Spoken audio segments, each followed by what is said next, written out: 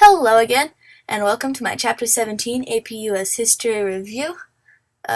In my book, that is the South and the Slavery Controversy, but it might be different in yours, so sorry about that. Let's start off with a little question. By 1793, who had just become inaugurated as President of the United States? Well, if you didn't get that right, it was George Washington, who had just become inaugurated as President of the United States. And before 1973, they had a really bad economy, and they had quote overcropped lands, which is on page 360 of your textbooks, and had a very unprofitable slave system. So, bad things happening at the moment. Yeah. But lucky enough for us, we had Eli Whitney come along. That's him right there.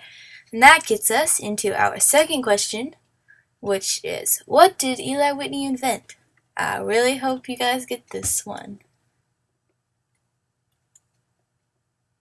Okay, did you answer?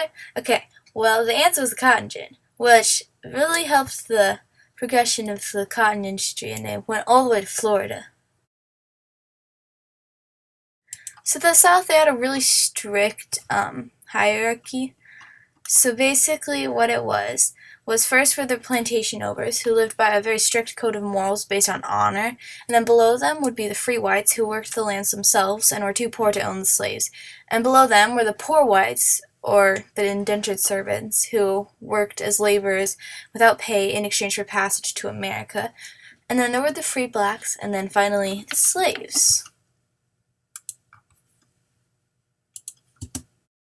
Might as well ask another question now. So England needed the South for something. Can anyone answer that? Well, everyone needed the North. The South needed the North, and well, the North needed the North. Anyone know why so many people needed the North? Next question. So if war were to break out between the South and the North at this moment in time, which of the following would not happen? A. England would shut down the factories in England.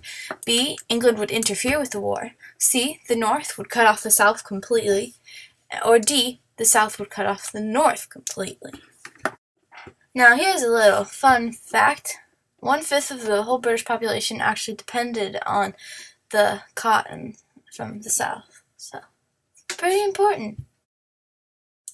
So now we'll address some of the impacts that the plantation life had on both African Americans and Americans.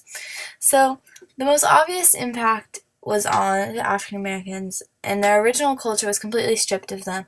They were forced to be Americanized and to adopt some of the ways of our culture and completely forget about all theirs.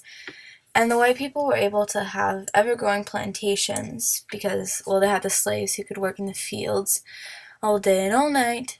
And especially with the new agricultural technology like the cotton gin, they were able to keep their plantations going. So out of all of this came a lot of abolishments acts. For example, the abolitionist movement, which in the United States was an effort to end slavery in a nation that valued personal freedom and believed that all men are created equal. Over time, the abolitionists grew more strident in their demands, and their slave owners, entrenched in the response, fueling regional divisionness that ultimately led to the American Civil War.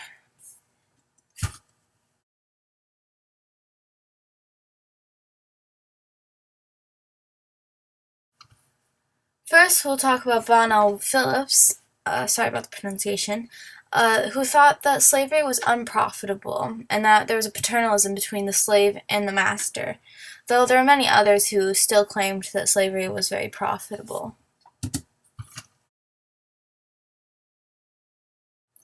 So I think it's time for another question. So what were the main tasks of an enslaved woman? So before America started slavery seemed to work a little bit differently. Like in the Roman times, people conquered people, and the conquered people would become the slaves. And it wasn't necessarily racism like it was in America. So the American slaves, their main justification for the slaves was open racism. And basically they originally thought that some blacks were equal, but then they were conquered, and then they became slaves. So basically anyone who was conquered or inferior to the whites were slaves. So most people thought of slavery as a profitable or a class system that needed to be maintained. There was also aristocracy established in early America that the slaves helped uphold. Historians tend to focus on the economics and the class warfare.